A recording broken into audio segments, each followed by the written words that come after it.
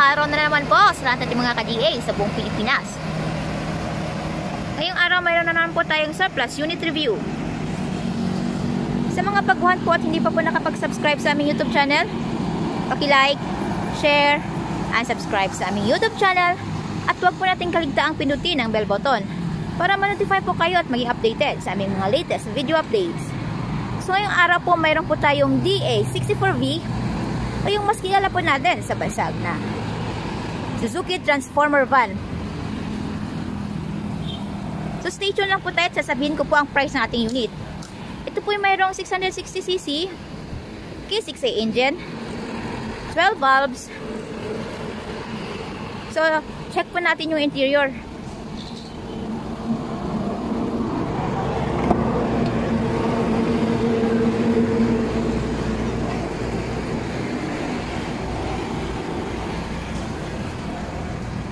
So ito po yung may brand new upholstery, diamond design, brand new ceiling,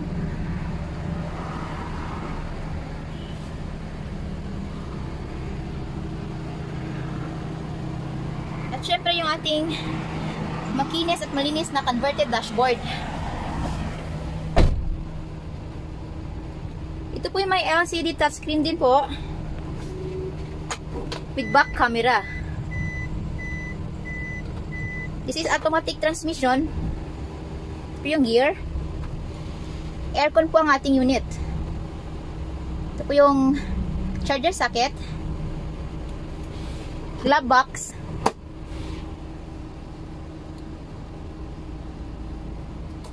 meron din po siyang remote control,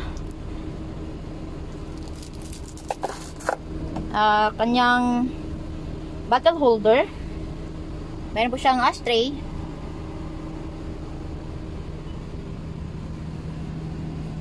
nandito po yung kanyang adjustment ng headlight, foot brake. Uulitin ko po, nasa inyo po kung gagamitin nyo po ito. Kasi sa automatic transmission po, pag once po kasi nakapark na yung ating unit, is automatically hindi na po siya tatakbo. Pero nasa inyo po yun kung gagamitin ninyo. Huwag nyo lang pong kalimutang i-release pag gamitin nyo po dahil maaari pong sirain ito ang ating transmission at saka yung engine. So be careful po tayo. Check po natin sa likod.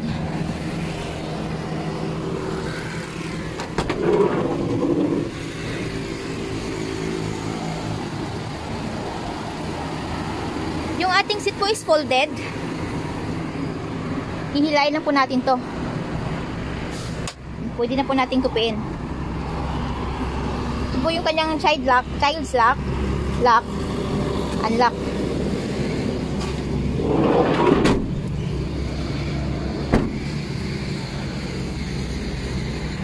So list of the inclusion po natin, yung ating brand new upholstery, brand new battery, brand new engine oil, gear oil, brake oil.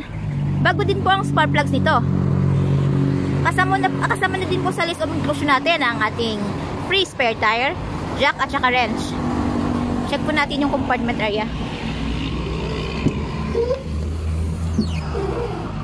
Siyempre po ang ating spacious na compartment area.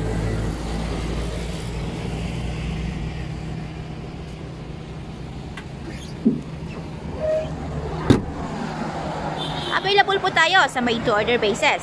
We require as low as 25,000 pesos na down payment para po masimulan namin ang inyong mga unit. At ang balance, upon unit pulled out. Upon unit pulled out po, kasama na po doon ang ating steel plate number, original ORNCR, which is directly under buyer's name as first owner sa Pilipinas. May pagkakataon din pong pumili ang buyer ng kanyang paboritong kulay, unused and paint material para po sa long lasting shine ng kanilang mga unit. So ano po pong hinihintay natin? Come and visit us at Kilometer 11, Catalunan Pequeño, Davao City.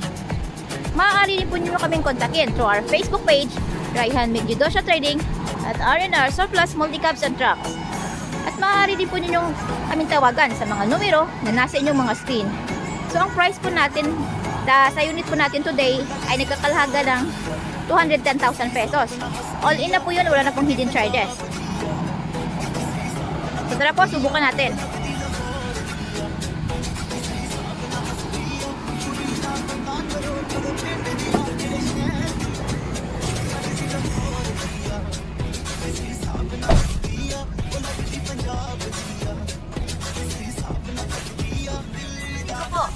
Please like, share, and subscribe sa aming YouTube channel, Multicab TV.